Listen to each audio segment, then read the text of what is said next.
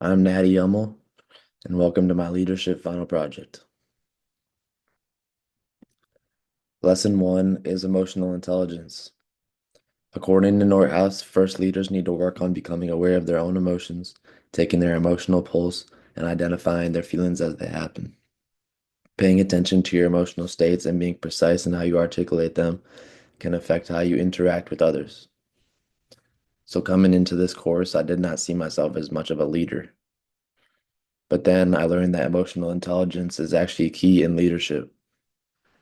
Being an emotionally intelligent leader can help with your collaboration with your followers, instilling confidence in them, and also comforting them. According to Being Norhaus. emotionally intelligent can also help with your emotion regulation and your decision making. Also, according to Gallup, empathy is my number 3 strength. This told me that I was displaying some leadership qualities with my empathy. Lesson 2 is interpersonal skills.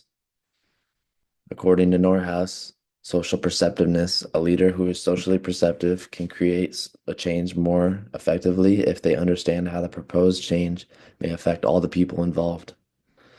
So, with interpersonal skills, you can understand your peers and followers' wants and needs.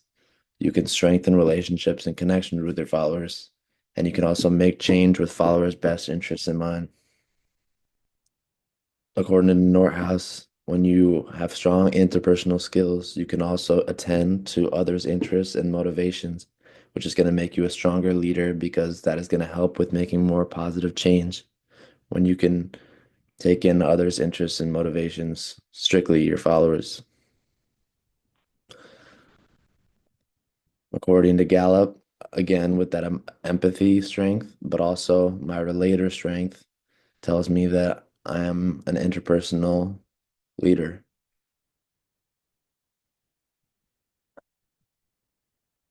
Lesson 3, skill development. According to Northouse, skills are essential to being an effective leader. Unlike traits that are innate, leadership skills are learned competencies. Everyone can learn to acquire leadership skills. So, as this entails, skills are not innate, which means that we are not just born with them and that they can be developed over time. I also learned that having a variety of skills is very important in leadership. You don't want to just be good at a couple skills. You want to have a variety of skills. According to Gallup, my number 2 strength is the developer strength, which tells me that once I figure out a skill that I want to bring up, I'm very good at developing that.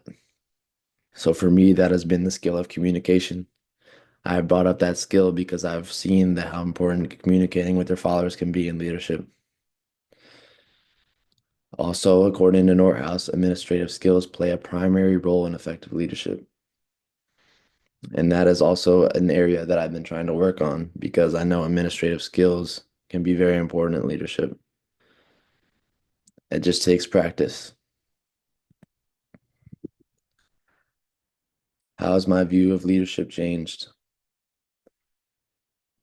According to Wiley and Sons, leadership is a process, not a position. So coming into this course, I thought that leaders were always at the top of groups or organizations and that leadership always looks like direct instruction. But I learned that leadership is in fact not always top down and that it is not always direct instruction. Leadership can be unspoken, which means that basically your followers can see your behaviors and values and start to reflect those. Building trust and relationships is also very important. I realized that management positions don't always care about building trust and relationships with their followers. And I've realized that that's what good leaders do, and that's leadership. How has my view of leadership changed? Number 2, according to Wiley and Sons 2009, leadership is not always about top-down influence and does not happen through the efforts of a single individual with the positional title alone. It is an evolving process that takes place in connection to others. So I thought that leadership was about the position of power and the effort of that individual only that is at the top of the group. But really, is it about the collaboration between the whole group? And also, I learned that leaders bring groups together to work together. And it is not just about that effort of that one individual at the top. Good leaders are going to be invested in each individual and bring out the strengths of each individual and care about them significantly. Strong leaders also put themselves at the same level as followers when necessary. Basically, what that does is it can bring confidence to the followers and allow them to be themselves, which is going to bring out some creativity and their strengths. Also, empowering followers, investing them, and trusting them can be very important in leadership, and that's what strong leaders do. How has my view of leadership changed? Number three, according to Wiley and Sons, mindfulness, it includes being aware of one's current emotional state and making considered responses rather than reacting without thinking. So coming into this course, I did not know that mindfulness can be a key leadership skill.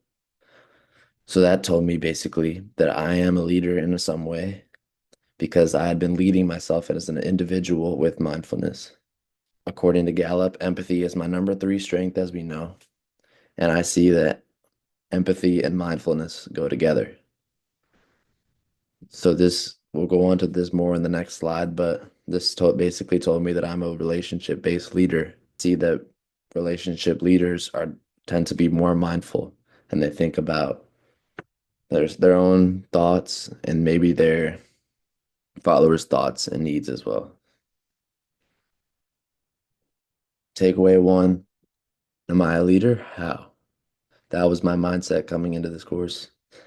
But then the takeaway that I learned is that I'm a relationship-oriented leader. So basically, I gained confidence in my leadership that I did not know existed. According to Gallup, communication, relating, and empathy are three of my strengths. And that those are three strengths in the relationship category, which basically tells me that I'm a relationship-oriented leader. I learned that collaboration, incorporating others' ideas, viewpoints, and strengths are going to make for a great leadership environment.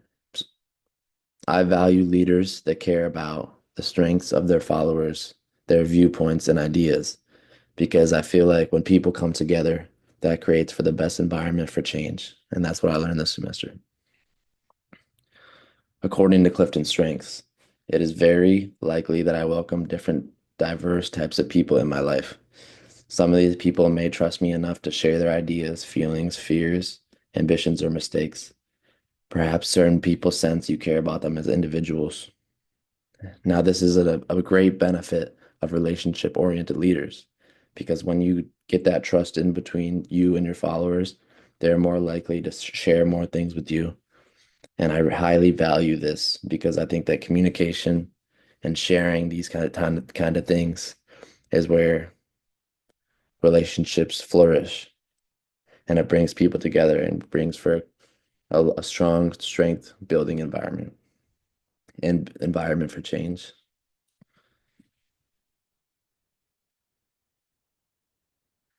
Takeaway two, my mindset was, how do I become a better leader?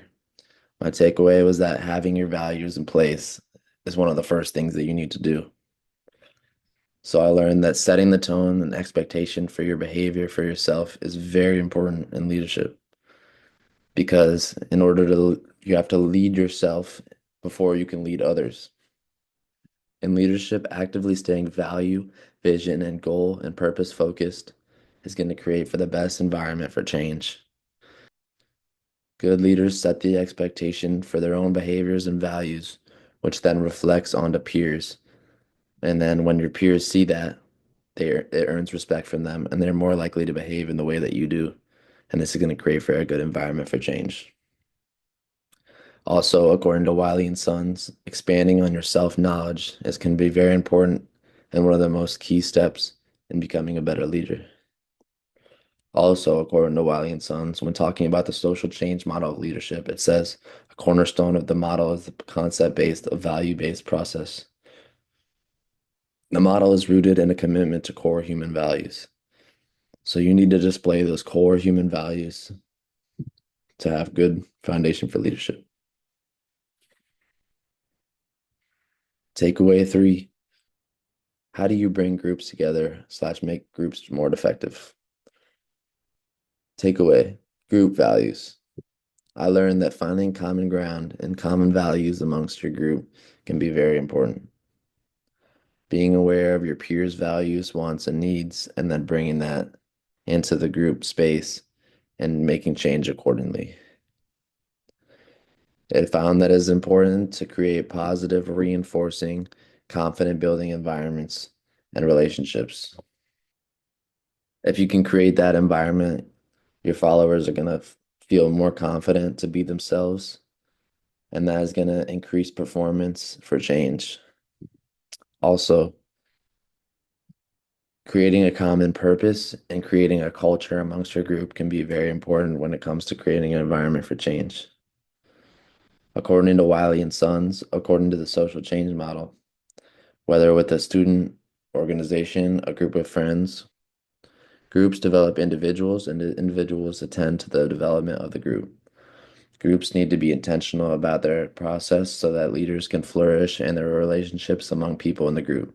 Three specific values interact to support groups being effective, engage in collaboration, and come to a common purpose. So this basically tells us that if you and your group want the same thing and are intentional about that process, that's going to create for the best environment for change. Thank you.